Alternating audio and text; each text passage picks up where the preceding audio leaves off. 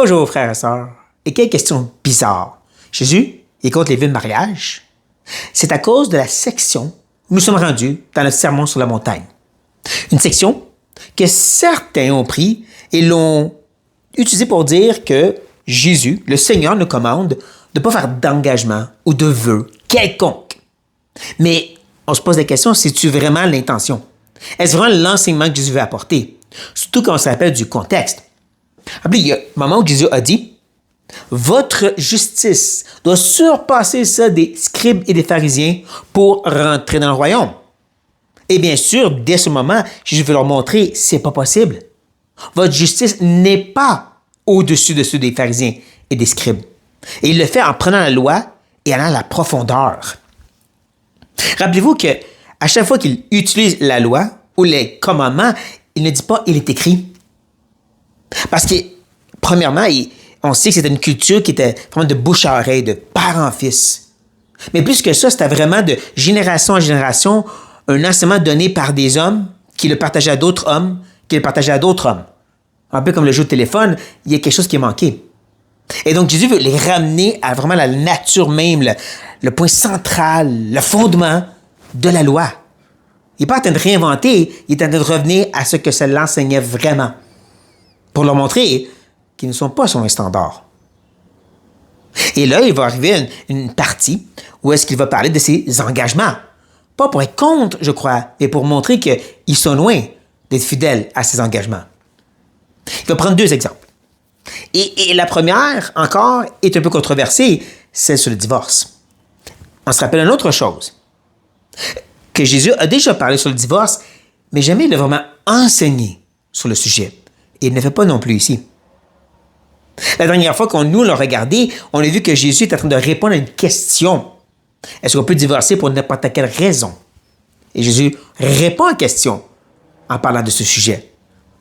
Et ici encore, il prend le sujet du divorce ou l'engagement de mariage pour montrer qu'ils sont loin de ce standard parfait qu'ils devraient viser.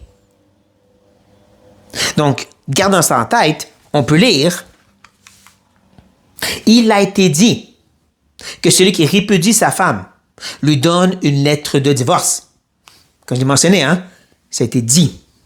C'était enseigné, ceci. Et on peut déjà voir par l'enseignement qu'il manque quelque chose. Si tu veux répudier ta femme, tu veux la divorcer, donne-lui simplement une lettre. Non. Comme Jésus va démontrer, c'est pas ce que la loi enseigne. C'est qu'est-ce que les traditions enseignaient. De rabbin en rabbin, génération après génération. C'est ça que je mets de l'avant. C'est ça qu'on vous a dit. Que l'engagement peut être brisé facilement. Donne l'alerte, tu peux t'en sauver. Mais moi, je vous dis que celui qui répudie sa femme, sauf pour cause d'infidélité, l'expose à devenir adultère. Et que celui qui épouse une femme répudiée, commet un adultère. Car quand Jésus dit « moi je vous dis », il est en train de démontrer qu'il est divin, oui, mais il est en train de revenir à ce que Dieu a déjà dit. Il revient à la clause pour le divorce. Mais encore dans le contexte où est-ce qu'il veut leur montrer, parce que vous agissez selon vos traditions, vous démontrez que vous n'êtes pas à la hauteur, que vous n'êtes pas à l'obéissance parfaite d'une justice qui vous permet de rentrer dans le royaume. Parce que, quand vous le faites comme ça, sauf pour la cause d'infidélité, le pornéa, le péché sexuel très général, probablement centré sur l'adultère, quand vous n'êtes pas fidèle à cette seule clause que Dieu a donnée, vous péchez. C'est ça l'idée, vous péchez. Et pas juste vous, votre femme aussi. Tu l'exposes à devenir adultère. Pire que ça, celui qui veut la marier.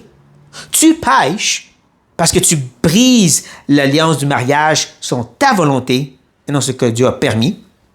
Et ta femme pêche si elle se remarie et l'homme qu'elle marie aussi pêche. Triple péché. Tu es loin de le standard que Jésus a demandé pour rentrer dans le royaume. Non seulement tu pêches, mais tu as péché deux autres personnes. Tout ça parce que tu ne gardes pas cet engagement. On prend note de ça. Ils ne gardent pas l'engagement selon que Dieu l'a donné et à cause de ça, ils ont péché. C'est ça qui est en tête lorsqu'il arrive à la deuxième point au deuxième point et deuxième exemple qu'il veut donner. Et il dit, vous avez encore appris qu'il a été dit aux anciens, tu ne parjureras point, mais tu t'acquitteras envers le Seigneur de ce que tu as déclaré par serment. C'est ici que les gens disent, tu vois, leur enseignement, c'était, tu as fait un engagement, un vœu envers Dieu, tu dois le garder. C'était ça l'enseignement. Hein? Vous avez appris, c'était dit aux anciens. Ça semble pas mauvais, ça. Cette idée que tu as fait un engagement, tu as fait un vœu, garde-le. Mais ne manquez pas que c'était vraiment concentré sur comment ils avaient déclaré par serment, la façon qu'ils l'avaient exprimé. C'est ça qui était enseigné de façon traditionnelle. Comment tu l'as prononcé ton serment, c'est ça que tu dois garder droitement. C'est important, ça. Parce que quand Jésus revient à la charge, il dit, mais moi, je vous dis, de ne jurer aucunement, ni par le ciel, parce que c'est le trône de Dieu, ni par la terre, parce que c'est son marchepied, ni par Jérusalem, parce que c'est la ville du grand roi. Donc, est-ce que Jésus est en train de dire qu'il ne faut pas faire de vœux? Non, parce que si oui, il contredit Dieu lui-même qui a donné des vœux, comme le vœu de Nazaria. Ce vœu où est-ce que quelqu'un pouvait s'engager envers Dieu pendant un certain temps, pas se couper les cheveux, pas toucher à rien qui a rapport avec le raisin, incluant même la pleure, pas juste le vin. Mais clairement, non, c'était pas ça que Jésus faisait ici. Il n'est pas en train de contredire l'Éternel des armées.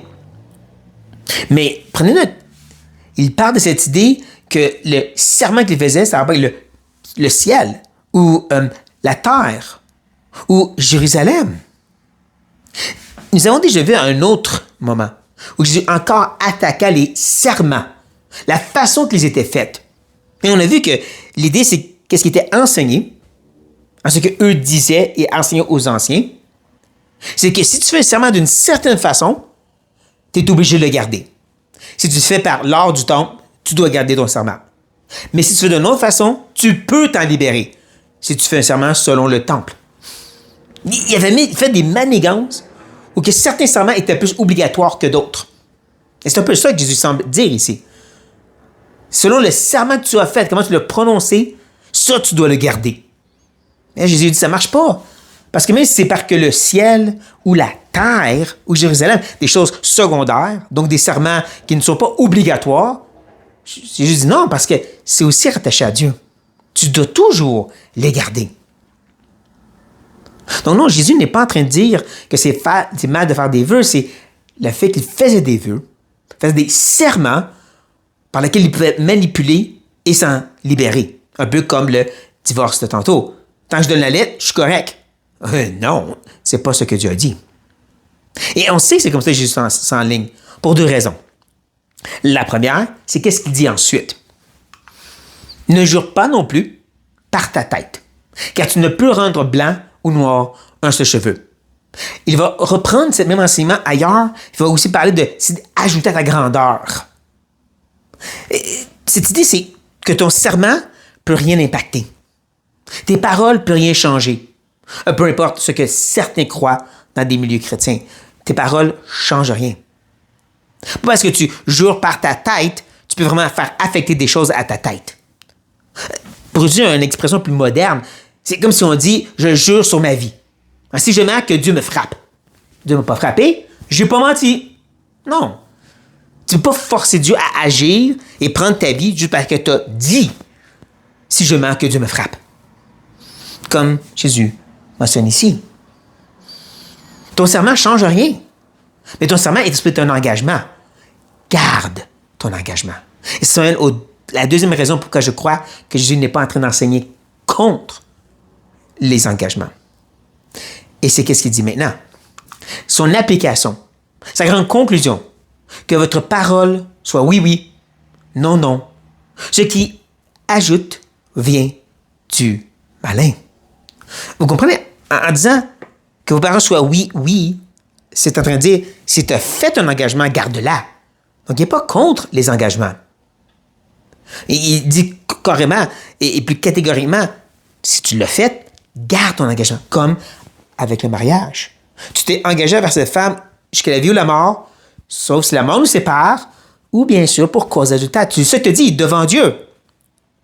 Mais garde-la. C'est quand tu commences à être élaboré, puis vouloir manipuler les gens par tes paroles, les convaincre de te faire confiance, ça, Jésus dit, c'est trop. Fais juste garder ta parole. Garder ton engagement. C'est ça que Jésus dit ici.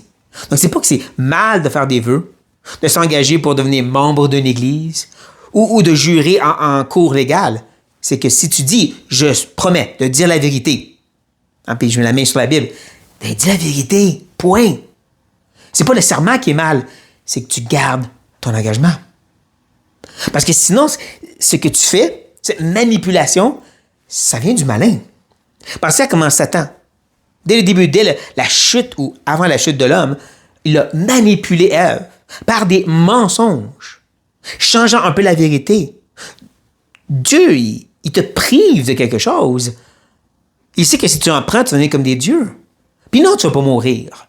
Il manipule la vérité. Il fait des promesses pour faire tomber Ève et Adam. C'est pour ça qu'il dit que tous les serments et les belles paroles pour convaincre les gens, hein, comme Satan, ça vient du malin.